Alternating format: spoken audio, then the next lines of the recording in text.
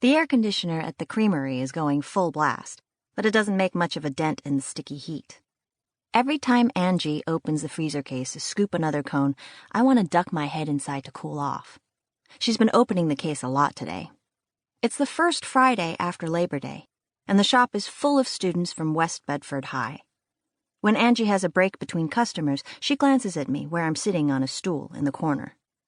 There's a little counter back there where I've propped up my history textbook, pretending to study. "You bored, Jess?" Angie asks. "You don't have to stay, you know. It's so busy, I can't really." She's called away by another customer's order. She grabs a cone from the upside-down stack near the waffle maker, pulls the ice cream scoop out of its milky water bath, and leans into the freezer. She's wearing cutoffs. They're not too short when she's standing, but when she bends over, they slide up so that her butt is barely covered. She straightens up with a cone in her left hand while she shapes the ice cream into a perfect ball with the scoop. Her nails are hot pink today. I was with her when she bought the color at the CVS down the street. As she checks the cone to make sure it's good to go, she bites her lower lip, not a lot, just a slight pinch beneath her front teeth. She does this every time she makes a cone. Then she shakes her hair back, and because it's in a ponytail, it bobs as she moves toward the cash register. When the transaction is finished, she turns back to me. Nobody else is in line right now. "Like I said, you don't have to hang out with me today," she says apologetically. "I'm sure as soon as Brooke lets out, we'll get another rush. I can meet you later if you want." She wasn't supposed to work today. We were supposed to go to the movies tonight. Normally, Angie works Saturdays for a full shift, but her boss asked her to fill in on Friday, too. I think Angie's more bummed about missing the movie than I am. I don't mind hanging out here with her. I do it all the time on Saturdays. "I'm fine," I say to Angie. "I'd rather be here than babysitting my sister." She looks worried. "Are you sure?" She always seems concerned that I'd rather be somewhere else. "Do you even need to ask? You know Jamie. I'd be doing makeovers all night. No thanks." She cracks a grin. "Next time she gives you a makeover, call me, okay? I want to see it." "Don't hold your breath," I say, shaking my head.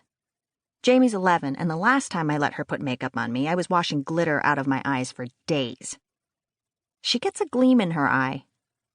"Hey, I know what you need." "What?"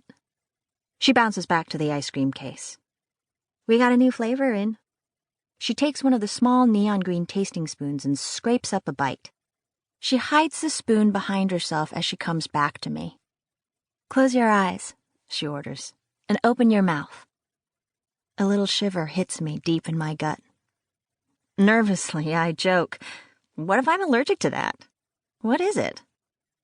"You're not allergic. It's a surprise." She takes a step toward me. "Now close your eyes."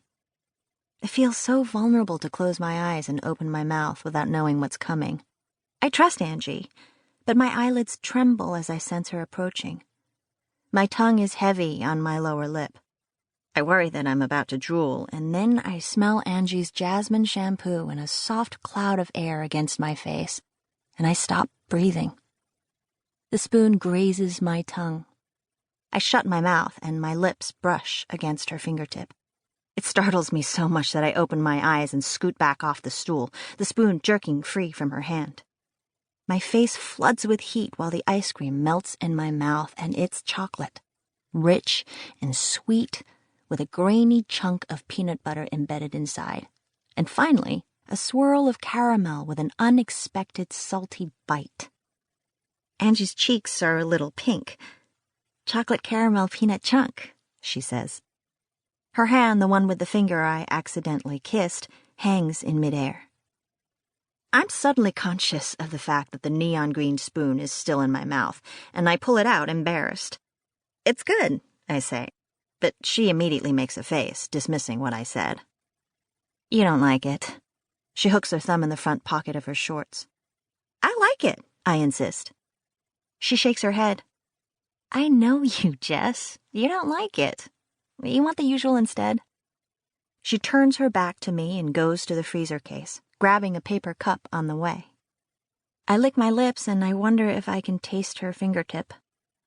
Sure, okay. I'm grateful that neither of us can look at each other while she bends into the case, scooping out some mint chocolate chip for me. By the time she has carefully packed the scoop into the cup, I've settled back onto my stool, book re-propped in place, pretending like nothing happened. She hands me my ice cream as the creamery's front door opens, the bell jingling. It's a group of Pearson Brooks students. They're not in uniforms or anything. Brooke doesn't have uniforms, but they all exude a we are the shit aura by the way they occupy a space. They seem to expand, legs sprawling and backpacks bulging open, requiring twice as much room as anyone else. Pearson Brook is a boarding school, so during the summer, they don't come to the creamery. During the summer, the creamery is full of families with small children who smile warmly at Angie while she makes them kid-sized cones or root beer floats, who apologize when they accidentally bump into other customers waiting in line, who stuff dollars into the tip jar. After Labor Day, the Brooks students start returning, and late afternoons in September are especially crowded. Unlike the summer families, Peebs don't apologize, and they generally treat Angie in two ways. She's either invisible or a piece of ass, and they don't tip well.